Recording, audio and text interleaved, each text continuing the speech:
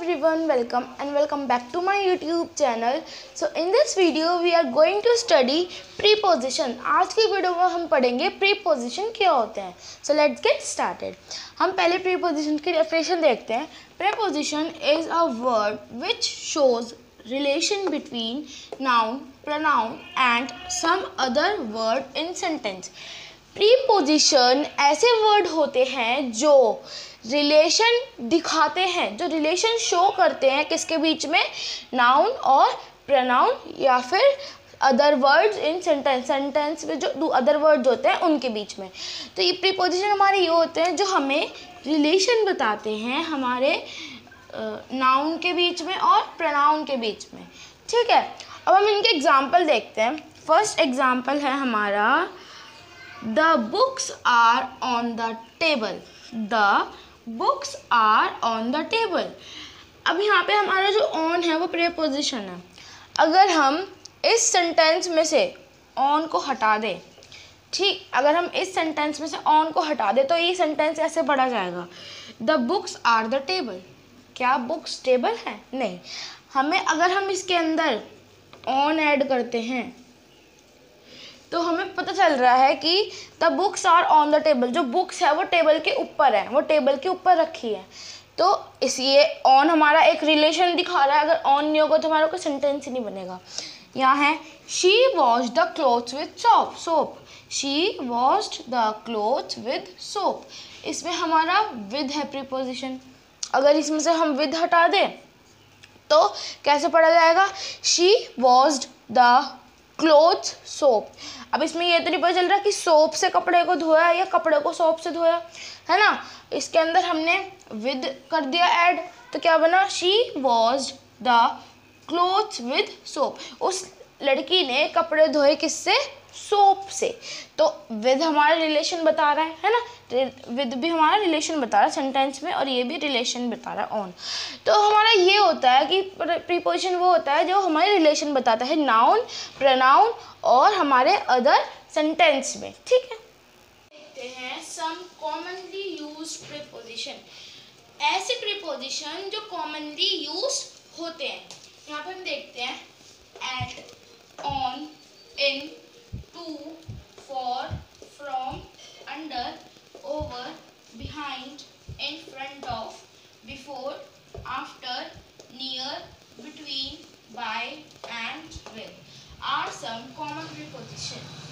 ये जो मैंने ये प्रीपोजिशन लिख रखे हैं ये हमारे कॉमन प्रीपोजिशन है जो कॉमनली यूज होते हैं सेंटेंस में रिलेशनशिप बताने के लिए.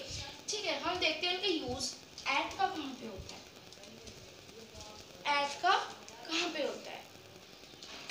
सबसे पहले हम बात करते हैं हमारा जो एट है वो मतलब प्रीपोजिशन कैसे यूज होता है, एट का क्या यूज होता है. हम देखते हैं in general we use at for a point.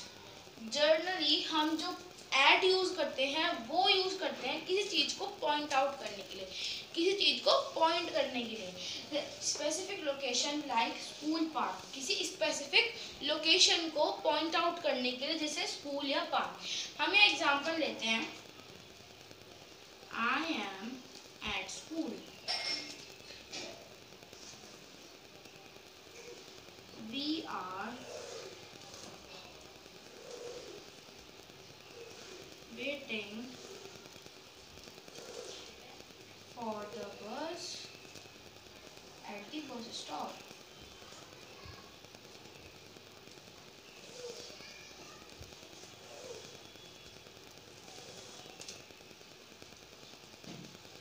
At the bus stop. ठीक है, अब इसमें है कि I am at school. I am at school मतलब मैं स्कूल में हूँ, मैं स्कूल में हूँ. एट पॉइंट आउट कर रहा है ना स्कूल को. अब है we are waiting for the bus at the bus stop. हम बस का वेट कर रहे हैं at the bus stop. At point out कर रहा है किसको, बस स्टॉप को. यहाँ पे हमारा एक प्रीपोजिशन यूज हो गया, एक यहाँ पे एट हमारा प्रीपोजिशन यूज हो गया.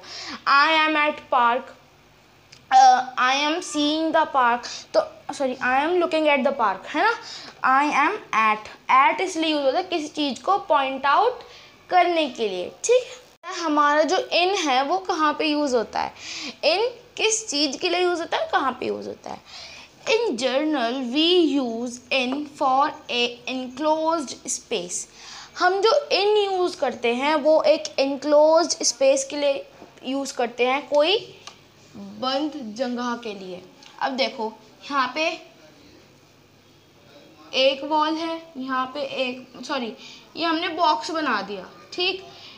ये बॉक्स हमारा बंद है, ठीक है। बॉक्स अच्छा नहीं बना, मुझे पता है। तो ये बॉक्स हमारा बंद है, इसके अंदर हमारी एक बॉल है। हम ये बोलेंगे the ball is in the box, in the box, क्योंकि ये चारों तरफ से बंद है, हमारा बॉक्स चारों तरफ से बंद है ना, तो ये बॉल जो है हमारी बॉक्स के अंदर है। तो इनक्लोज्ड स्पेस है, ये बॉक्स हमारा इनक्लोज्ड प्लेस है, इसके बीच में हमारी बुक है। तो हम ऐसे ही बोलेंगे the ball is in the box. अब हम यहाँ पे देखते हैं रूम, बैग, ड्रॉर और लार्ज सिटी। एग्जाम्पल है हमारा इनक्लोज स्पेस का, एक तो हो गया हमारा रूम, बैग, ड्रॉर और लार्ज सिटी। रूम में कैसे हम एग्जाम्पल लेते हैं रूम का कि there are so many rooms in the school, in the school. हमारे बहुत सारे रूम हैं हमारे स्कूल में, स्कूल के अंदर बहुत सारे रूम्स हैं। तो इन द यूज़ हो रहा है ना, there are so many rooms in the school. अब हम यहाँ देखते हैं बैग का, there are books in the bag, there are books in the bag. हम ऐसे नहीं बोल सकते there are books the bag, no, there are books in the bag. In लग रहा है हमारा, वो बता रहा है कि बैग के अंदर हमारी बुक्स है, और ये बता रहा है कि स्कूल के अंदर हमारे रूम्स हैं। अब हम देखते हैं ड्रॉर का, the bag is in the drawer, the bag is in the drawer. जो हमारा बैग है वो ड्रॉर के अंदर है ना। इन हमारा यूज़ हो रहा है वो बताने के लिए कि हमारा जो बैग है वो ड्रॉर के अंदर है, इनक्लोज स्पेस में। और लार्ज सिटी में कैसे यूज़ होता है, कोई लार्ज सिटी है जैसे मुंबई है, हम उसे यूज़ करते हैं I live in Mumbai, I live in Mumbai. In use हो रहा है ना, इन, तो पता चल रहा है कि हम मुंबई के अंदर रहते हैं, ठीक है। देखते हैं हमारा जो ऑन है वो किस जगह पे यूज़ होता है, किस लिए यूज़ होता है। ऑन हमारा यूज़ होता है in general we use on for a surface. हम जो ऑन को यूज़ करते हैं वो हमारा एक सरफेस के लिए यूज़ होता है।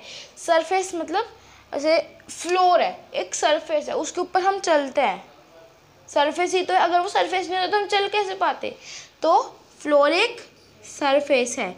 अब है टेबल, टेबल हमारी एक सरफेस है ना। वॉल भी हमारी एक सरफेस है, मतलब हार्ड सरफेस, सरफेस मतलब जिस पे हम चल सकते हैं और मतलब उसके ऊपर कुछ रख सकते हैं, मतलब बहुत हार्ड सरफेस होना चाहिए, ठीक। हमारा सरफेस कैसे, टेबल, टेबल का हम एग्जांपल लेते हैं। हमारे जो ऑन टेबल के लिए हम एग्जांपल लेंगे, the book is kept on the table, the book is kept on the table.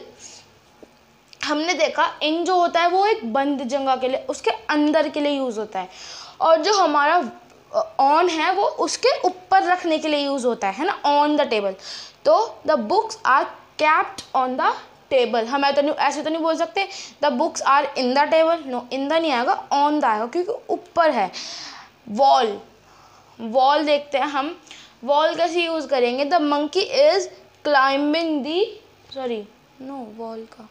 Wall का हम यूज़ करेंगे, हमारा देखो हम वॉल का एग्जांपल लेते हैं, the painting is on the wall, the painting is on the wall. जो पेंटिंग है वो वॉल के ऊपर है ना। The marker is on the wall, जैसे मार्कर होता नहीं है, मैं एग्जांपल दे रही हूँ, वॉल की जगह हम मार्कर यूज़ करेंगे, the marker is on the wall. तो ठीक है, तो हमारा वॉल यूज़ हो गया ऑन के साथ। अब हम देखते हैं फ्लोर, फ्लोर का हम लेंगे कि I am sitting on the floor, I am sitting on the floor. अब ऑन कैसे यूज़ हुआ है कि मतलब ऊपर बताना है ना, कि टेबल के हमने देखा बुक्स टेबल के ऊपर रखी हैं ऊपर, वॉल वॉल के ऊपर पेंटिंग लग रही है। फ्लोर, मैं फ्लोर के ऊपर बैठी हूँ। तो हाँ, इन हमारा यूज़ होता है अंदर जो चीज़ उसके अंदर होती है, इन हमारा उसके लिए यूज़ होता है। और जो हमारा ऑन होता है वो यूज़ होता है किसी चीज़ को बताने के लिए। हाँ, वो कोई चीज़ हमारे ऊपर रखी है, किसी थिंग के ऊपर कोई थिंग रखी जाती है। फॉर अ सरफेस, सरफेस के लिए टेबल के ऊपर बुक रखी है। वॉल देखते हैं हमारा अंडर कहाँ पे यूज़ होता है। अंडर, अंडर किस चीज़ के लिए यूज़ होता है? अंडर जो हमारा यूज़ होता है वो होता है किसी चीज़, जब कोई चीज़ किसी चीज़ के नीचे हो वो तब हमारा अंडर यूज़ होता है। अब जैसे मैं एग्जांपल लेती हूँ, यहाँ पे हमारा एक बॉक्स है, ठीक है, ये हमारी क्या है, बॉल।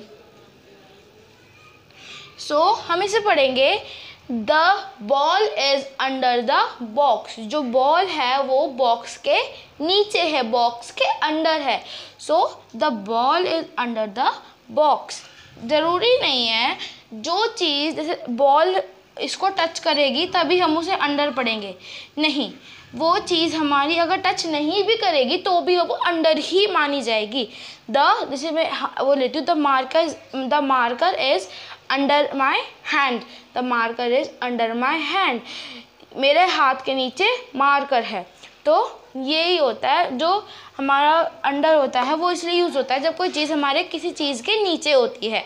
अब हम एग्जांपल लेते हैं, the ball is under the bed. जो बॉल है वो बेड के नीचे है, the ball is under the bed. हमारा सेकेंड एग्जाम्पल है, the dog is under the tree. जो डॉग है वो ट्री के नीचे है, वो पेड़ के नीचे है। तो अंडर हमारा ये होता है कि वो बताता है कि वो जो हमारी चीज़ है वो उसके नीचे है। जब हमारी कोई चीज़ किसी चीज़ के नीचे है तब हमारा अंडर यूज़ होता है। I hope you all like this video. इसके बाद के जो पार्ट्स है हमारे प्रीपोजिशन है जो, वो हम नेक्स्ट पार्ट में पढ़ेंगे। जब तक के लिए थैंक यू, बाय।